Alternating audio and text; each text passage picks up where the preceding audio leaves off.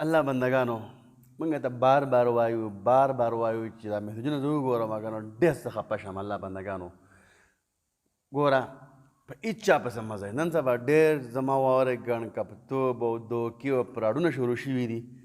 هېڅ چا پسې مه ځئ چې چا اولاد نه وي که نه او څوک وایي چې یا الله موږ له اولاد راکړي، صالحه دینداره اولاد را الله کړي او زامن را الله راکړي. ویډیو وګورئ تر اخره پورې انشاءالله العزیز تاسو پکې فایده میلاو شي.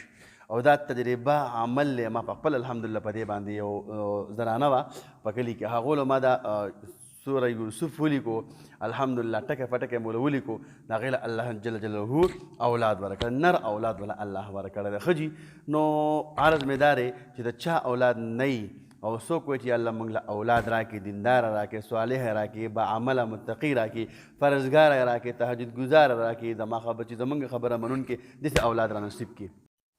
ما به په خپله تجربه کړې ده الحمدلله، ډېر لرې نه ځم. ځانونه مې الحمدلله هم دا صورت یوسف لیکلی دی او الحمدلله الله ورنر اولاد ورکړی دی. ما هم دغه دی ما سره کم بچه کړی سره د الحمدلله دا هم د الله په برکت سره او د الله د دغه کلام په برکت سره الله الحمدلله دغه صورت یوسف الحمدلله موږ ولیکو ښه ټکی په ټکی زبر په زبر باندې.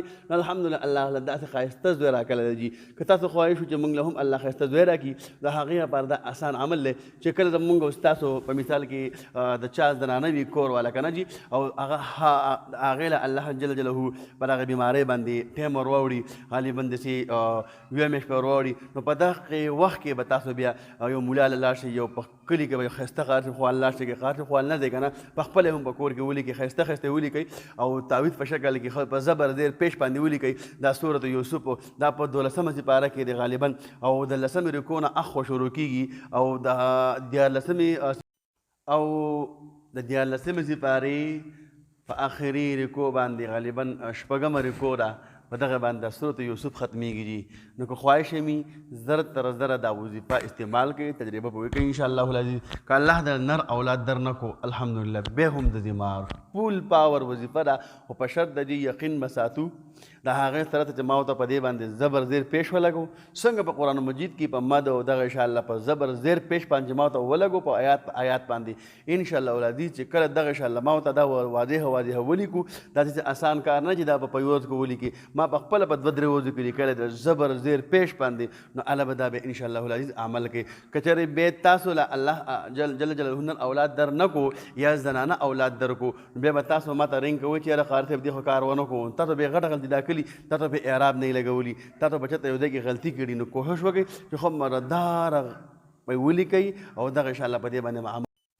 طریقه کار دغه تعویض به څنګه وي جي، دا به مونږ او تاسو دا کوښښ تا کوو، دا کله مونږ او تاسو دا کم نوم چې دی نوم د پاسه چې دا اویزان شي ډېره بهتره به شي. خو په څو ځګونو کې به دا تعویض مونږ او تاسو لرې کوو.